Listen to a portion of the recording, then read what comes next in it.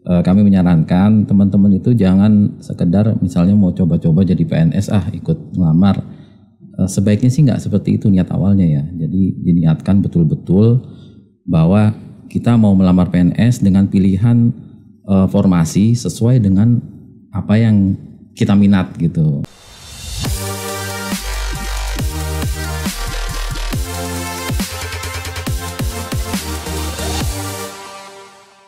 Baik, bismillahirrahmanirrahim. Assalamualaikum warahmatullahi wabarakatuh. Teman-teman Bimas Islam bertemu kembali dalam podcast To The Point Bimas Islam. Dan tema hari ini adalah tema yang ditunggu-tunggu oleh teman-teman yang berminat untuk menjadi CPNS di lingkungan Kementerian Agama, khususnya di Direktorat Jenderal Bimbingan Masyarakat Islam. Dan hari ini saya mau ngobrol sama Kasubag Kepegawaian Ditjen Bimas Islam, Kang Firdaus, dan juga Bro Mas Tariman ya, analis kepegawaian pada Ditjen Bimas Islam. Saya pengen tanya langsung aja ya. Ini kan anak-anak yang fresh graduate atau yang tiap tahun udah berusaha terus buat tembus jadi PNS. Lagi berusaha terus nih mereka. Kasih gambaran dulu dong gimana sih sebetulnya mekanisme, pola, atau ciri khas CPNS di Bimas Islam. Nah, tapi sebelumnya kita buka masker dulu ya, biar lebih enak.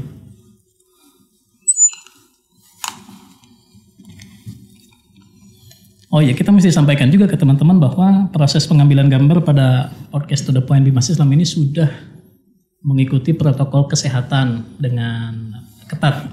Narasumber kita sudah di PCR, hasilnya negatif semua. Kemudian studio juga kita sempat pakai disinfektan, jadi jaga jarak juga, jadi lebih aman lah insya Allah. Bro Firdaus dulu ya. Gimana Kang? Baik, terima kasih Mas Sigit. Jadi untuk penerimaan CPNS di Kementerian Agama khususnya Bimas Islam, kita lihat dari kondisi tahun lalu aja ya, yang masih dekat itu kan. Tahun 2019, waktu itu kita buka 27 formasi ya. Dapat formasinya 27. Dapat formasi 27, kemudian yang melamar ada 328. Nah, dibuka 27. Dapat formasi dari Kementerian PAN itu 27. Yang ngelamar 328. Cukup ketat ya. Sebenarnya masih justru itu kelebihannya di Bimas Islam. Jadi saingannya dikit. Nah, dengan formasi 27 dan tadi yang melamar cuma 328, itu kan kemungkinan untuk diterimanya kan jadi lebih besar kan dibandingkan misalnya kayak di satker lain itu dengan formasi yang hampir sama, ada sampai yang pelamar sampai 3.000-an. Kok bisa gitu sih? Nah, Bimas Islam peminatnya kurang. Bimas Islam ya itu dia, apa kurang atau dikenal atau ya mudah-mudahan dengan ini kan bisa informasinya bisa lebih tersebar ya. Ini kita informasikan lewat podcast ke teman-teman ya. Mudah-mudahan ayo dong begitu. Daftar di Bimas Islam. Iya, dengan lihat kondisi yang tadi itu kemungkinan untuk diterimanya kan jauh lebih besar daripada misalnya di kementerian lain, bahkan lebih banyak yang seperti di Kanwil itu kan sampai 20 ribuan itu pelamarnya. Jadi dengan kondisi 27 itu pun ada 2 formasi yang kosong Mas Sigit. Jadi formasi itu istilahnya hangus 2 ini. Kenapa bisa? Kenapa? Nah, kenapa bisa hangus itu karena yang ngelamar cuma 1 orang ya waktu itu ya. Yang satu itu gagal di administrasi, yang satu itu gagal di SKD CATBKN. Dan untuk formasi itu kan cuma 1 yang melamar kan ya. Iya, untuk yang artinya dia nggak ada saingan sama sekali. Artinya dia nggak ada saingan. Apakah itu artinya kalau secara administrasi dia lulus, otomatis kedepannya akan lolos terus karena nggak punya saingan dan hanya satu-satunya? Apa enggak juga? Ya betul begitu. Jadi 99,99%. Artinya kan dia udah peluang jadi CPNS nih, carilah yang langka peminat. Udah besar sekali kemungkinannya. Tapi mana bisa ngelihat Pak, peserta gitu. bisa ngelihat dia punya saingan berapa. Cuma kita kasih gambaran kan kondisi tahun lalu seperti itu. Ya mungkin tahun ini juga kurang tahu ya, mungkin ya nggak akan jauh berbeda mungkin. Tapi proses penyeleksiannya tetap sangat selektif kan? Ya proses penyeleksian itu kan ada standarnya. Artinya orang yang lulus itu pasti orang-orang yang punya skill bagus. Ya ada SOP-nya itu. Faktanya kan meskipun ada 2 formasi yang kosong, tetap aja malah jadi angus ya? Malah jadi angus. tidak bisa diisi lalu dari formasi lain atau dari orang pelamar baru, itu tidak bisa. Jadi sayang banget sebenarnya 2 itu sampai hangus gitu. Tapi sebetulnya yang melamar ada 1 orang. Administrasinya ada 1 informasi yang di administrasi, yang satunya lagi di SKD. Berarti 2 dong kalau gitu yang ngelamar sebetulnya. Enggak, 1-1. Oh, di 2 formasi 2 itu. formasi itu masing-masing 1 orang. Jadi teman-teman mesti tahu juga, meskipun hanya 1 orang belum tentu Anda itu lulus juga ya. Betul. Meskipun hanya 1 pelamar, tapi dia tetap harus melalui proses seleksi itu, tahapan-tahapannya. Tapi kan kalau melihat itu kemungkinannya kan besar sekali. Coba kalau diandaikan lulus, pasti dia jadi satu-satunya tuh Mas Sigit. Langsung lulus aja itu. Tapi dia nggak usah. Tapi minimal nggak? SKD. Di SKD itu ada passing grade. Di SKD ada passing grade. Artinya meskipun SKD. 1 orang kalau nggak lulus passing grade ya nggak bisa dong. Itu kasusnya. Analis laporan tindak lanjut pemeriksaan itu yang 1 yang di SKD dia tidak sampai passing grade. Jadi dia bersaing dengan kotak kosong lah istilahnya. Betul. Oke. Itu terakhir berarti kan baru 2 tahun belakangan ya penerimaan CPNS di Bimas Islam ya. Yang tahun terakhir tahun berapa? 2019. Formasi 2019. Tapi prosesnya di 2020. Yang karena pandemi. Jadi sebelumnya ada lagi formasi 2018. Angkatan saya. Katanya Mas Tariman 2018. Itu formasi cuma 8 orang kalau itu masih sedikit. Apalagi zaman saya sebelumnya 10 tahun yang lalu ya. 2010 ya. Kalau itu kan itu dia yang jadi masalahnya sih. Itu lama banget loh. Pak Sobat. Jadi moratorium 10 tahun. Di 2019 baru ada. Baru 2020 baru ada gitu kan. Ini alhamdulillah tahun ini ada lagi. Ada bocoran nggak tahun ini berapa sih formasinya? Atau belum ada pengumuman resmi? Belum. Pengumuman resmi belum ada, jadi kami belum berani mendahului. Tapi nggak jauh beda sama tahun lalu ya, Mas Tariman ya. Kisarannya itulah. Kisarannya segitu gitu. Jadi yang penting menyiapkan segala sesuatunya dulu deh ya. Ya, menyiapkan segala sesuatunya, terutama menyiapkan mentalnya gitu. Jadi kami menyarankan teman-teman itu jangan sekedar misalnya mau coba-coba jadi PNS ikut ngelamar. Sebaiknya sih nggak seperti itu niat awalnya ya. Jadi diniatkan betul-betul bahwa kita mau melamar PNS dengan pilihan formasi sesuai dengan apa yang kita minat gitu, passion kita. Diusahakan seperti itu biar all out. Nanti ketika jadi pun jadi lebih enjoy gitu. Menikmati pekerjaan.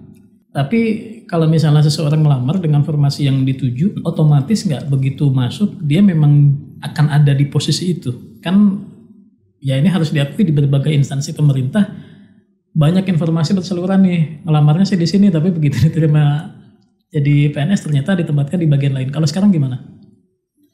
Kalau sekarang ya kita sebisa mungkin pasti mengikuti formasi awalnya dulu Mas Sigit.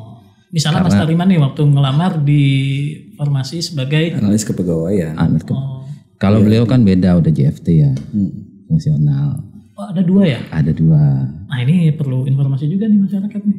Jadi ada formasi untuk fungsional umum. Nah ini yang kemungkinan berubah seperti Mas Sigit bilang itu tadi yang fungsional umum. Tapi kan paling tidak dia harus duduk di posisi sesuai dengan yang dilamarnya dulu gitu. Nggak bisa begitu diterima dia langsung pindah ke formasi lain, itu nggak bisa. Kalau dipindah itu karena memang ya normal saja ya. Normal namanya saja. Di birokrasi di instansi dimanapun akan begitu. Betul, penyesuaian dan segalanya itu kan bisa. Nah untuk yang fungsional tertentu seperti Mas Tariman itu udah nggak bisa kemana-mana lagi. Jadi dia ini sesuai nawaitunya tadi nih, dia nih pas gitu. Saya mau jadi analis kepegawaian, udah dia selamanya kan di situ. Kecuali dia mau pindah sendiri atas kemampuan dia. Tapi 10 tahun Pak nggak boleh pindah. 10 tahun. Kita sudah tanda tangan itu dan 10 tahun tidak boleh mengajukan pindah. Jadi Mas Tariman 10 tahun nggak boleh kemana-mana. Nggak boleh kemana-mana. Harus di jabatan fungsional tertentu itu. Dia tidak boleh mengajukan mutasi kemanapun, tidak boleh. Tetap karena kalau tidak salah itu ada edaran. Kalau dia mengajukan, dia dengan mengundurkan diri. Betul.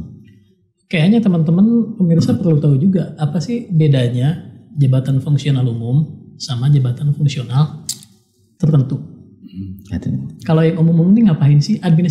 aktif gitu ya, ngurus-ngurus dokumen segala macam gitu, surat segala macam gitu apa gimana? Iya, kalau di fungsional umum kan berarti umum ya, terkait dia di misalnya di Humas, dia sebagai jabatannya misalnya pengelola data Humas, pengelola data gitu kan. Tapi ketika nanti 3 tahun ke depan dia bisa dimutasi ke bagian lain, bisa jadi jabatannya berbeda karena kebutuhannya adalah misalnya sebagai sekretaris pimpinan. Misalnya di unit lain lagi ada kebutuhan, yang dari unit ini ditarik. Dia bisa berubah jabatannya. Tapi kan kalau analis kepegawaian dia mau dia di Bimas Islam, mau di Biro Kepegawaian, mau di Kanwil, jabatannya sebagai analis kepegawaian yang memang sudah spesialisasinya seperti itu. Dan sekarang memang arahnya Menpan tuh lebih kepada sudah, ayo dong, kayaknya sudah spesialisasinya gitu loh. Jadi dari awal nih udah mulai concern ke JFT ya. Dan nggak tahu kenapa di beberapa teman di Kementerian Agama yang sangat di-approve informasinya itu kebutuhannya. JFT agak cukup di-approve sama Menpan. Di Bimas Islam banyak gak yang JFT itu? Kalau yang kemarin itu yang 2019 hanya 8 perencana. Dan semuanya perencana. Dari 27, akhirnya 25 kan sekarang. 25 itu 8 perencana. Nah, sisanya itu umum. Jadi yang bisa bermutasi ke berbagai unit ya. Ada perbedaan juga tadi saya tambahan dikit bahwa kalau fungsional umum itu dia masuknya ke ke keluarganya struktural lah gitu. Bagian dari struktural. Kalau fungsional kan dia memang tidak terikat dengan struktural gitu Mas Sigit. Jadi macam independen kalau JFU itu fungsional umum itu adalah anak buahnya, misalnya anak buahnya Kasih, anak buahnya Kasubdit gitu kan. Jadi kalau JFU yang jabatan fungsional umum ini relate sama struktur. Betul. Kalau jabatan fungsional tertentu dia terhadap fungsinya. Dia mau di struktur manapun spesialis ngurusin bagian itu. Betul. Misalnya ada perencana mau ditempatkan di unit eselon 2 manapun, tugas pokok dan fungsi dia itu adalah sebagai perencana. Dan harus nyari angka kredit. Nah, itu juga tambahannya. Angka kredit. Dia harus nyari angka kredit sesuai dengan butir-butir kegiatan, sesuai dengan Permenpan, JFT-nya dia masing-masing. Angka kredit buat apa itu? Itu untuk semacam butir kegiatan yang kayak prestasi gitu ya? Harga kegiatan, kerjaan. Jadi ketika dia mau naik pangkat dia harus ngumpulin sekian itu sesuai dengan itu buat ini ya, buat menstimulus. Betul. Supaya kinerjanya terus meningkat ya. Betul. Jadi on the track dinilai dengan angka kredit. Dan on the track sudah semakin banyak dia bekerja, semakin banyak dia dapat angka kredit. Betul. Maka kenaikan pangkat ya. Kenaikan pangkat. Lebih cepat. Ya 2 tahun paling cepat, tapi sekarang katanya 3 tahun baru sudah cepat. Ada biasanya ada angka kredit maksimal dan ada pemeliharaan 3 tahun dalam per tahunnya. Saya mau tanya nih, kan orang ngelamar CPNS itu kan di berbagai instansi ya.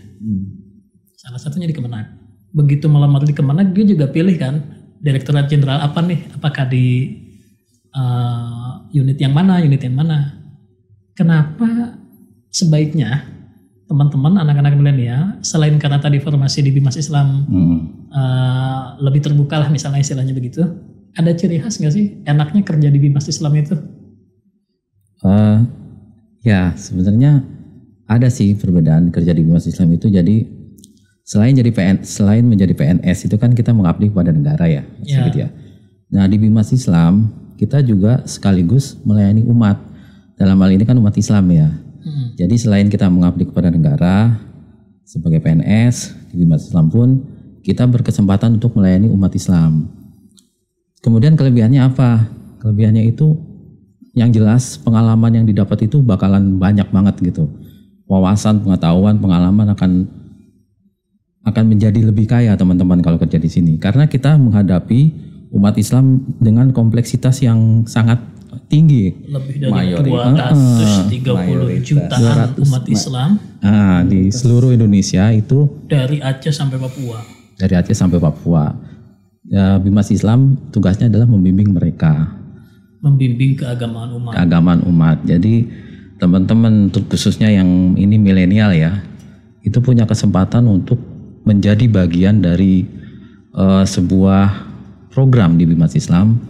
Misalnya teman-teman tuh punya ide atau punya kreasi apapun itu, kami sangat terbuka bahwa bisa dijadikan sebuah program yang nantinya akan dilaksanakan di seluruh Indonesia. Jadi teman-teman yang pengen mengabdi buat umat dan bangsa, ini kesempatannya. punya ide-ide untuk membangun masyarakat Islam seperti apa di seluruh Indonesia. Betul. Kalau Anda masuk ke Bimas Islam, ide itu disampaikan. Disampaikan. Nanti kan mungkin ada pertimbangan-pertimbangan, kalau misalnya ternyata oke, bisa diaplikasikan ya. Diaplikasikan dalam bentuk program-program Bimas Islam. Sudah dia PNS, kemudian dia bisa khidmat untuk pembangunan masyarakat Islam. Betul. Emang di Bimas Islam tugasnya ngapain aja? Enggak, sorry, kalau pesantren, madrasah, haji, halal itu masuk Bimas Islam atau? Sudah Dirjen. Kalau haji ada PHU, dengan haji. Kalau haji itu unit sendiri. Sendiri ada di unit sendiri. BPJPH sudah unit sendiri. BPJPH itu Badan Penyelenggara Jaminan Produk Halal. Berarti bukan urusan Bimas Islam yang sertifikasi halal. Bukan. Oke. Bukan. Pendidikan sudah Direktorat Jenderal Pendidikan Islam. Selebihnya Bimas Islam. Iya. Selebihnya Bimas Islam. Agama Islam kecuali haji, pendidikan Islam dan halal.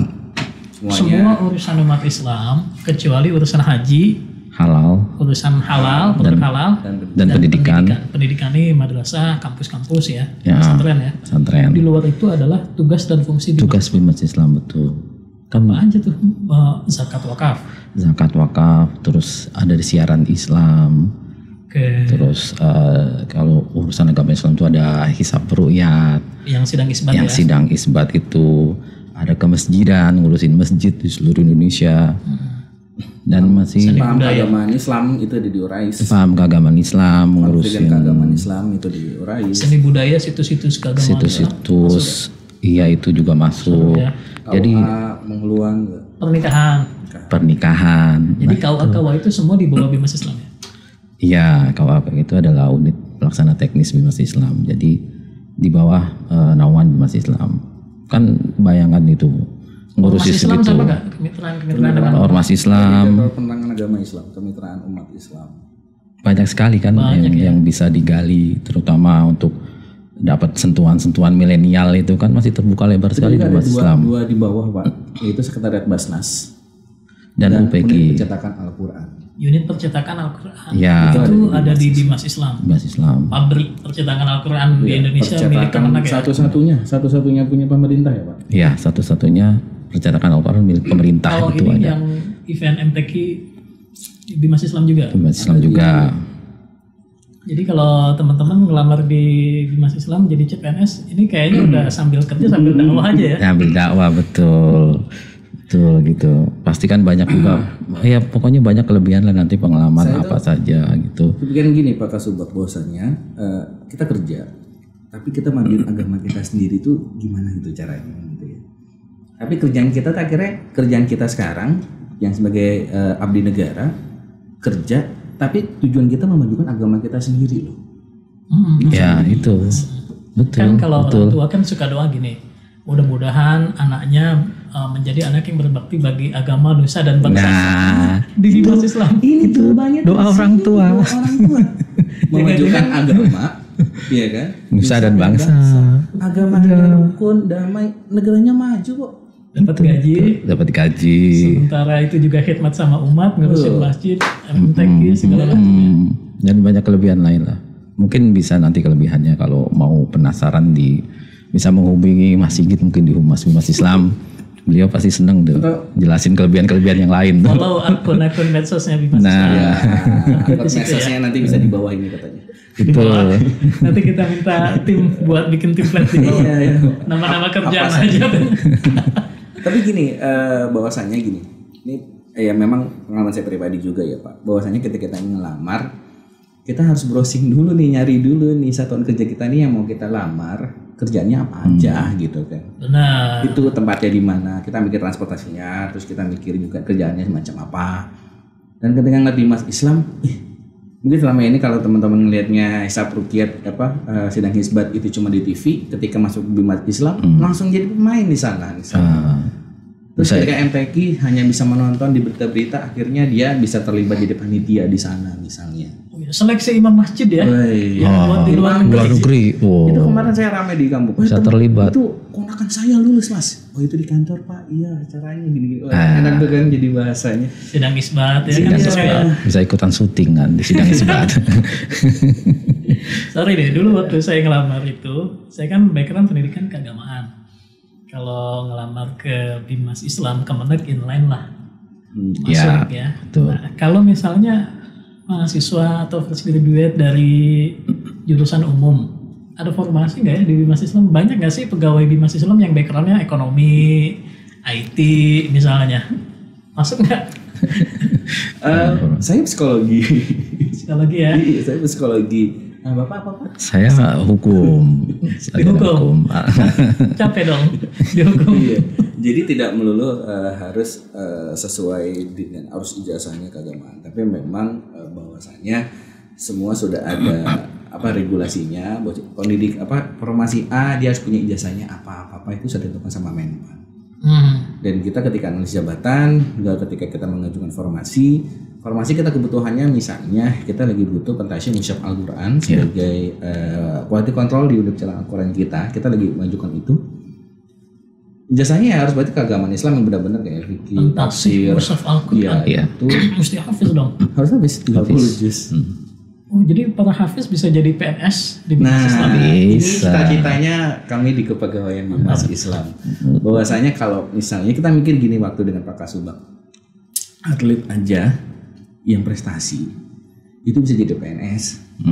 Lo orang yang hafiz yang 30 juz hafal dia kira misalnya jadi qori internasional, kenapa nggak bisa jadi PNS? Itu sih filosofisnya kita pemikiran. Atlet aja bisa. Sebagai sebuah apresiasi juga sebagai apresiasi pemerintah kepada mereka gitu kan. Nah ini kita yang mencoba kasih peluang.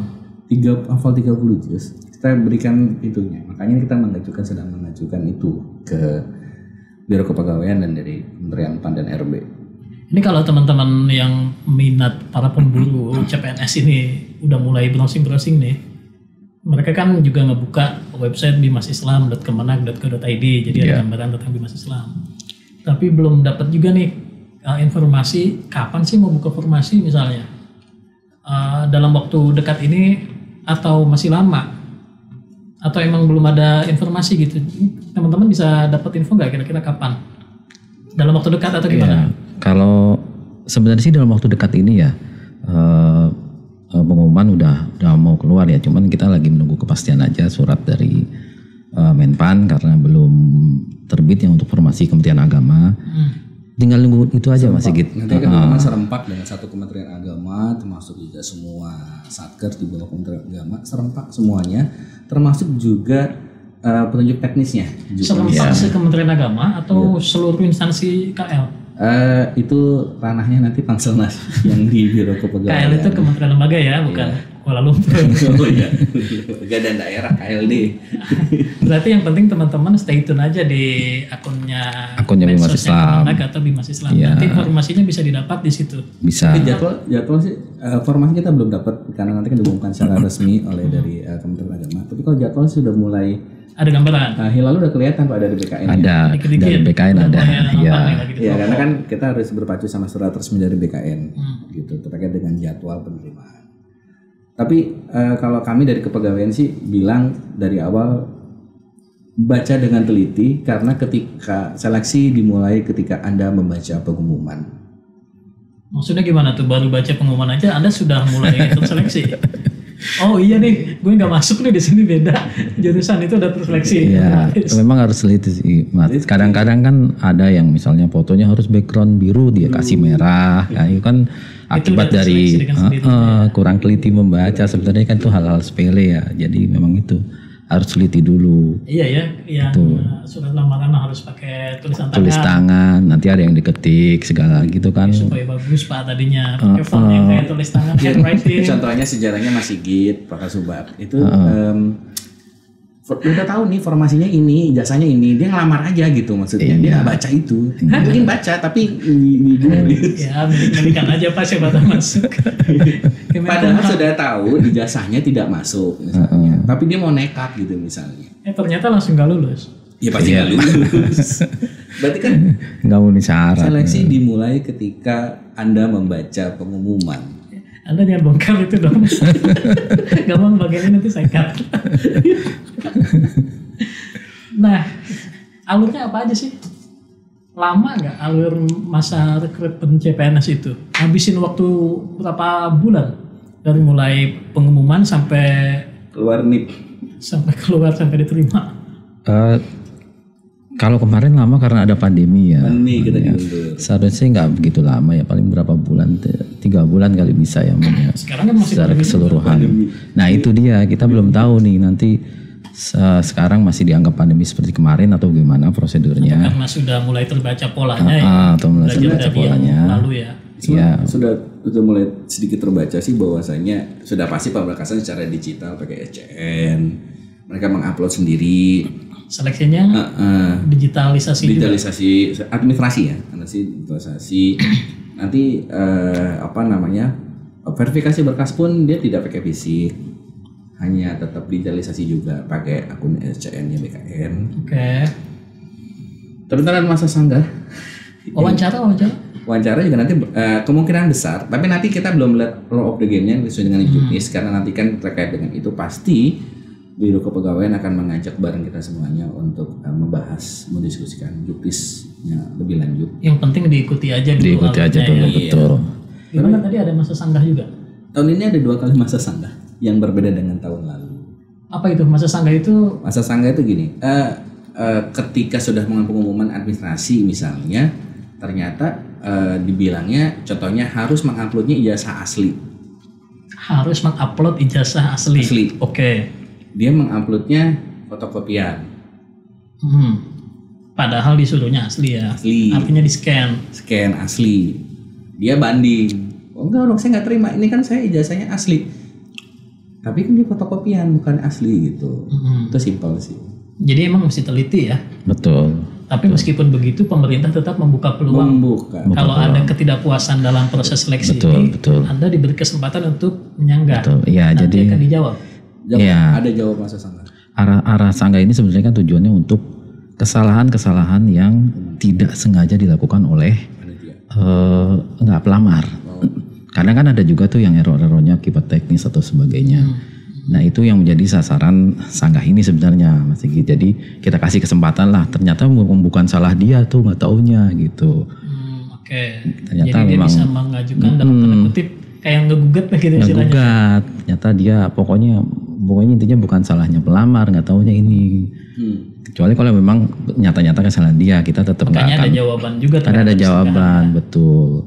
Jadi kesempatannya di arah situ. Jadi kalau dia ternyata sudah sesuai, tapi ada kesalahan di luar kendali mereka, nah mungkin itu bisa kita pertimbangkan. Oke. Dan itu ada 2 kali masa sanggah ya. 2 kali. Jadi di akhir nanti ada masa sanggah lagi. Setelah tahap pertama disanggah, nanti dijawab. Proses seleksi kan berjalan tuh. Berjalan terus. Nanti di ujungnya kan ada pengumuman lagi. Dibuka kembali sanggahan. Betul. Untuk peserta yang lolos setelahnya ya. SKD dan SKB-nya. Untuk setelah semua tahapan dilalui, nanti di akhir itu kan ada pengumuman lagi. Nah itu ada lagi masa sanggah di situ. Usia maksimal berapa tahun? Maksimal masih 35 tahun ya. Untuk yang yang formasi umum, Kamlot dan disabilitas dan anak Papua. Anak Papua. Sorry, formasi umum.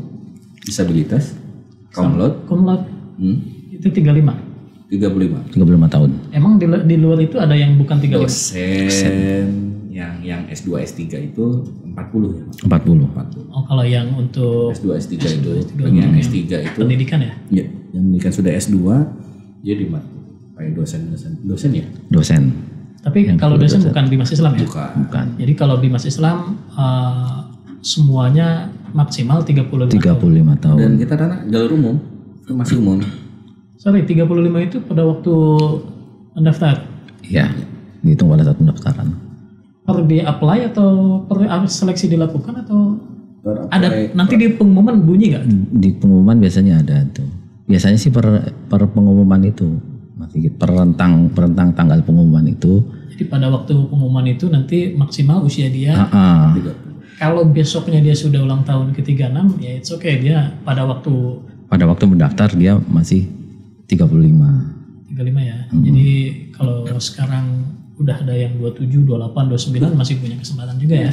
Oh masih banyak itu. Tenang aja ya. Iya. Negara masih kasih kesempatan. Masih kasih. Iya. Baik, ini kita udah lebih dari setengah jam. Kayaknya berapa menit ya? Ada 30-40 menit ya? Lumayan nih kita ngobrol tentang pengadaan formasi CPNS. Dan nanti kita lanjutin obrolan kita setelah formasinya mulai diumumkan ya. Iya. Karena kan sekarang belum ada pengumuman nih. Ini nanti kita sampaikan ke teman-teman sebagai informasi pendahuluan terkait dengan pengadaan apa sih namanya? Pembukaan formasi ya? Iya, pengadaan. Ya, pengadaan pegawai lah istilahnya ya. Pengadaan pegawai di lingkungan Ditjen Bimas Islam. Ini sebagai informasi awal, nanti kita akan buka kembali podcast terkait dengan formasinya. Lebih rigid. Lebih spesifik lagi. Baik formasi, jasanya apa itu nanti kita akan buka lagi podcastnya ya. Betul. Sekaligus kalau gitu nanti kita ajak juga kalau bisa yang dari Sekretariat Jenderal ya. Iya. Jadi nanti gabung Sekretariat Jenderal sama Bimas Islam. Kita nanti ngobrol berempat deh di sini deh. Iya. Ya, Siap. Mungkin mudah-mudahan minggu depan udah keluar ya. Mudah-mudahan keluar. Udah. Jadi kayaknya podcast ini masih ditayangin lebih awal nih. Soalnya kejaran dengan waktu ya. Iya. Ini pendahuluan. Pendahuluan Sebelum ini sudah lagi gampang-gampangnya orang-orang mulai pemanasan lah ya. Iya. Karena kan per 30 Juni sudah mulai pengumuman oleh BKN semuanya. Tapi untuk masing-masing kementerian lembaga daerah diserahkan karena terkait dengan ada juknisnya juga di dalam. Oke, jadi ini teman-teman yang berminat untuk menjadi pegawai pemerintah, jadi CPNS udah mulai bisa pemanasan, mulai nyalain bensin dipanasin atau nyalain kompor nih diangetin. Nah ini udah mulai siap-siap buat daftar ya, sambil update terus informasinya di kanal-kanal media sosial punya Bimas Islam. Oke deh, thank you ya, nanti kita ngobrol lagi. Baik. Mas Firdaus dan Mas Tariman, thank you sudah berkenan berbagi dengan teman-teman pemirsa podcast To The Point Bimas Islam. Dan terima kasih teman-teman, mohon informasi ini bisa disampaikan juga kepada kerabat atau teman-teman yang lain yang mungkin berminat untuk jadi CPNS sehingga informasi ini bisa dinikmati oleh lebih banyak orang. Jangan lupa di like, komen, dan di share. To The Point Bimas Islam pamit dan kita ketemu lagi di podcast To The Point Bimas Islam berikutnya. Thank you sekali lagi. Ya, sedikit kami pamit. Assalamualaikum warahmatullahi wabarakatuh. Waalaikumsalam warahmatullahi wabarakatuh.